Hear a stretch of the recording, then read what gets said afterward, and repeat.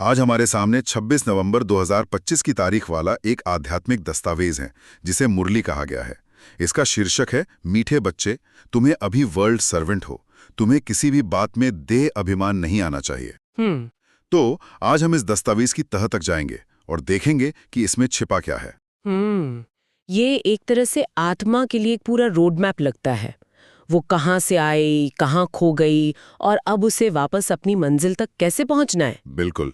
और दिलचस्प बात यह है कि ये सिर्फ कोई फिलॉसफिकल टेक्स्ट नहीं है। अच्छा। इसमें बहुत ही साफ और प्रैक्टिकल निर्देश हैं, मतलब जो सीधे अनुयायियों के रोजमर्रा के जीवन से जुड़ते हैं। उन्हें क्या करना है, क्या नहीं करना है, यहाँ तक कि क्या पढ़ना है और क्या नहीं पढ़ना है। तो एक पूरी जीवन शैली का खाका है। हाँ बिल्कुल। चलिए इसकी पहली और सबसे अहम कड़ी से शुरू करते हैं। हाँ, और वो पहली कड़ी तो शीर्षक में ही साफ है, देह अभिमान नहीं आना चाहिए। मतलब शरीर से जुड़ी पहचान या अहंकार। दस्तावेज की शुरुआत ही इसी निर्देश से होती है। ये इस पूरी शिक्षा का एक फाउंडेशनल आइडिया लगता है, तो इसे थोड़ा खोलकर समझते हैं। देह अभिमान का असल में मतलब क्या है? इसका मतलब है अपनी असली पहचान को भूल जाना। यहाँ मूल मान्यता ये है कि मैं यह शरीर नहीं हूँ, मैं एक आत्मा हूँ। अच्छा। दस्तावेज में एक बहुत शक्तिशाली पंक्ति है, देह सहित देह के सर्व संबंध छोड़ अपने को आत्मा समझो। ये सिर्फ एक विचार नहीं है, बल्कि एक अभ्यास है। इस शिक्षा के अनुसार हम जिस युग में जी रहे हैं, जिसे कलयुग कहा गया है, उसकी सबसे बड़ी समस्या ही देह अभिमान है। इसी से बाकी सारी बुराइयां जैसे क्रोध, लोभ, मोह जन्म लेती हैं। लेकिन ये कहना जितना आसान है, करना उतना ही मुश्किल होगा। मतलब हमारी पूरी जिंदगी, हमारे सारे रिश्ते, हमारी पहचान, सब तो इसी शरीर से जुड़ी है। सही बात है। इसे छोड़ने की बात तो एक तरह से सामाजिक या मनोवैज्ञानिक मृत्यु जैसी लगती है। बहुत अच्छा सवाल है और दस्तावेज इसका जवाब देता है, लेकिन कहानी की शुरुआत से। वो कहता है कि आत्मा इस दुनिया में हमेशा से ऐसी नहीं थी। अच्छा। आत्मा का असली घर मुक्ति धाम या निर्वाण धाम है, जहाँ वो अशरीरी और एकदम पवित्र रहती है। दस्तावेज याद दिलाता है, तुम बच्चे पहले पहले अशरीरी आए थे, वहां तो पवित्र ही रहते हैं। समस्या तब शुरू होती है जब वो आत्मा इस दुनिया में आकर शरीर का वस्त्र पहनती है और कर्मों के चक्र में फंस जाती है।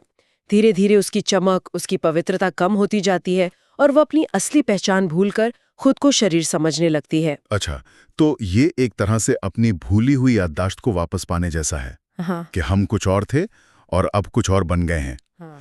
तो अगर समस्या देह अभिमान है और हम इस भूल भुलैया में खो गए हैं, तो फिर सवाल उठता है कि इस यात्रा का अंतिम लक्ष्य क्या बताया गया है? मंजिल क्या है? मंजिल बहुत बड़ी है, सिर्फ आत्मशुद्धि या मोक्ष नहीं। तो फिर क्या है? दस्तावेज में बार बार विश्व के मालिक या विश्व का महाराजा बनने की बात आती है। लक्ष्य है आने वाले सतयुग यानी स्वर्ण युग में देवी देवता बनना, विश्व का मालिक बनना। हाँ, लक्ष्मी नारायण का उदाहरण दिया गया है कि वो उस नए युग के पहले राजकुमार और राजकुमारी होंगे। और ये कोई 1-2 साल की बात नहीं, ये पद पूरे 21 जन्मों तक चलेगा। 21 जन्मों तक? हाँ। ये तो वाकई एक बहुत ही आकर्षक और महत्वाकांक्षी लक्ष्य है।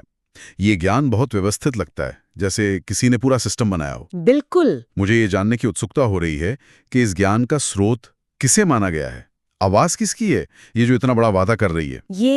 ये इस शिक्षा का एक बहुत ही अनूठा पहलू है। ज्ञान देने वाले को बाबा या शिव बाबा कहा गया है, यानी परमपिता परमात्मा। अच्छा। दस्तावेज में शिव भगवानुवाच लिखा है, जिसका अर्थ है शिव भगवान ने कहा। लेकिन दिलचस्प बात यह है कि शिव को निराकार माना गया है, यानी उनका कोई अपना शरीर नहीं है। हाँ, ये तो एक विरोधाभास लगता है। अगर वो निराकार हैं, तो बोल कैसे सकते हैं? इसका जवाब दस्तावेज में ही है। वहां लिखा है, यह रथ मैंने लिया है क्योंकि मुझे प्रकृति का आधार जरूर चाहिए। रथ? हाँ, मतलब निराकार परमात्मा इस ज्ञान को देने के लिए एक मानवीय शरीर का आधार लेते हैं, जिसे रथ कहा गया है। उस मानवीय माध्यम को भागीरथ की भी उपमा दी गई है। भागीरथ? जैसे राजा भागीरथ गंगा नदी को स्वर्ग से धरती पर लाए थे। बिल्कुल। तो ये मानवीय माध्यम भी ज्ञान की गंगा को इंसानों तक पहुंचा रहा है। ये बहुत गहरी उपमा है, हाँ? है ना? हाँ, वाकई। और इसीलिए उस माध्यम को महावीर भी कहा गया है, क्योंकि इस काम के लिए बहुत हिम्मत चाहिए। ठीक है, तो अब हमारे पास तस्वीर थोड़ी साफ हो रही है। शुरुआती बिंदु है देह अभिमान में फंसी एक आत्मा, मंजिल है सतयुग में विश्व का मालिक बनना, और गाइड है स्वयं परमपिता जो एक माध्यम के जरिए रास्ता बता रहे हैं। तो अब सबसे जरूरी सवाल, वो रास्ता क्या है? ये परिवर्तन होगा कैसे? बार बार याद करो और मामेकम याद करो पर जोर दिया गया है। ये याद करने की प्रक्रिया क्या है?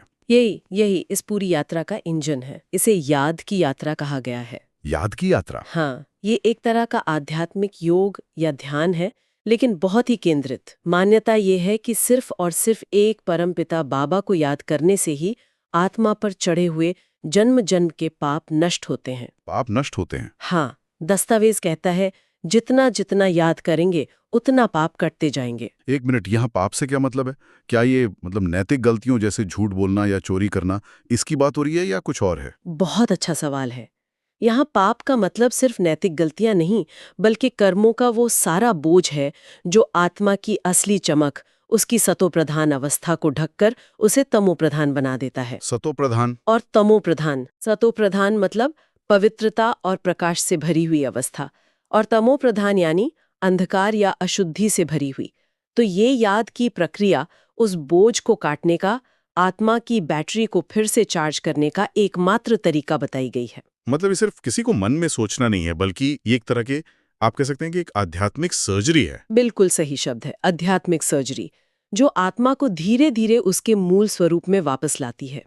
इसे राजयोग भी कहा गया है। ये भक्ति मार्ग से अलग है, जहाँ लोग अलग अलग देवी देवताओं की पूजा या कर्म कांड करते हैं।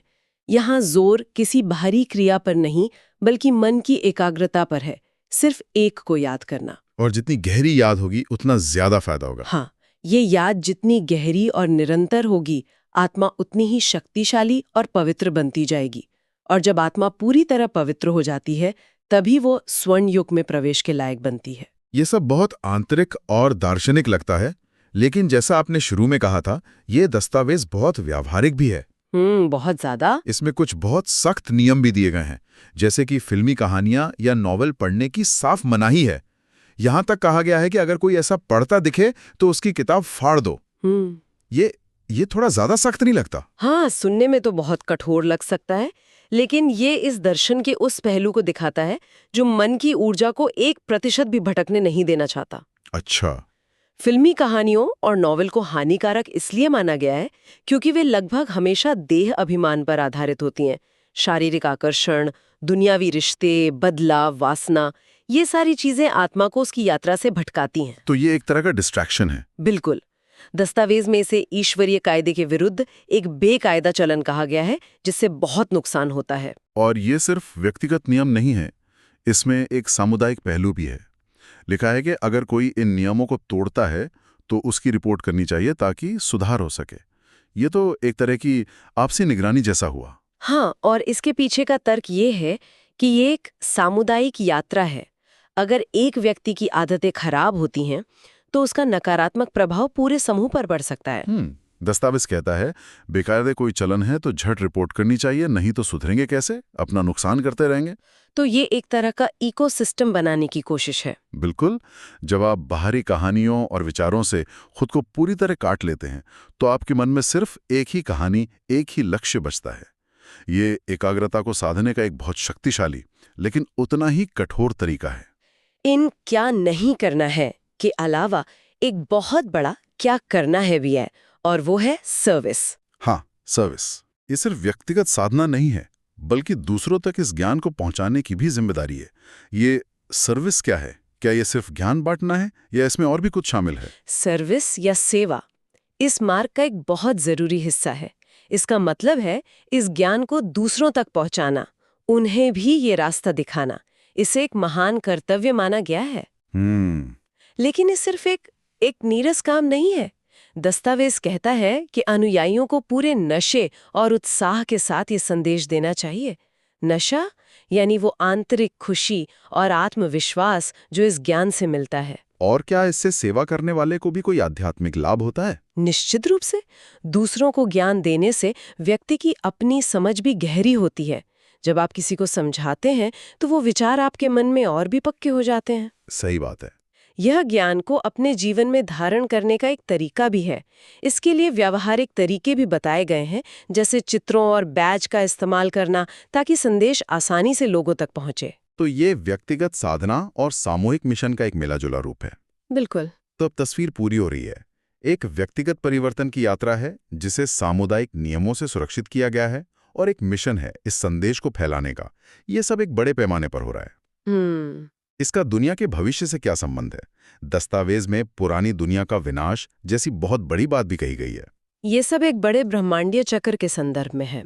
इस दर्शन के अनुसार समय 5000 वर्षों के एक चक्र में घूमता है, जिसमें सतयुग, त्रेता, द्वापर और कलयुग आते हैं। 5000 साल? हाँ, और अभी हम कलयुग के बिल्कुल अंत में हैं। इस समय को संगम युग कहा गया है, यानी पुराने पतित युग का अंत और नए स्वर्ण युग की शुरुआत का संगम काल। अच्छा, संगम युग। इसी संगम पर परमपिता आकर एक नए पवित्र संसार यानी सतयुग की स्थापना करते हैं। और इस स्थापना के लिए पुरानी दुनिया का विनाश जरूरी है। ये तो बहुत ही निर्णायक और नाटकीय लगता है। इस साफ लिखा है, इस पुरानी दुनिया का विनाश सामने खड़ा है। लेकिन यहाँ विनाश का मतलब सिर्फ तबाही नहीं है, बल्कि एक नए निर्माण के लिए जगह बनाना है। ठीक है। इसे समझाने के लिए एक बहुत सुंदर बड़ के झाड़ का उदाहरण दिया गया है। बड़ का झाड़? हाँ, कहा गया है कि जो मूल आदि सनातन देवी देवता धर्म था, वो इस पेड़ का तना था।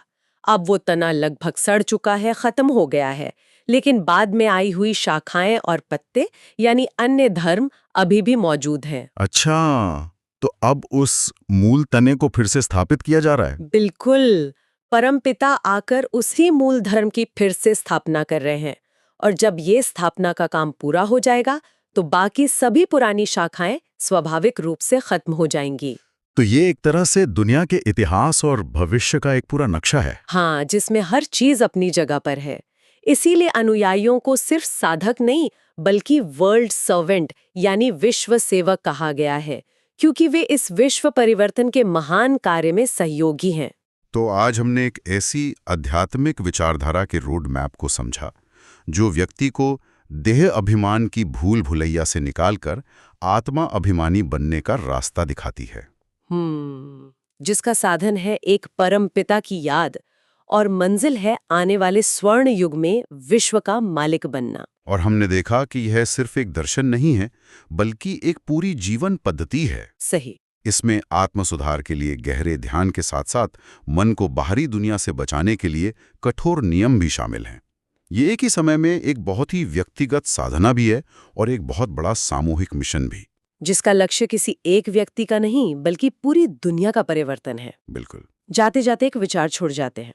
दस्तावेज के अंत में एक स्लोगन है, योगी बनो योद्धे नहीं। योगी बनो योद्धे नहीं। हाँ, इन शिक्षाओं में जिस तरह के आत्मनियंत्रण, अनुशासन और बाहरी दुनिया की हानिकारक चीजों से मन को बचाने की बात की गई है, उसे देखते हुए इस संदर्भ में योगी और योद्धा होने के बीच की रेखा कितनी पतली या मोटी हो सकती है।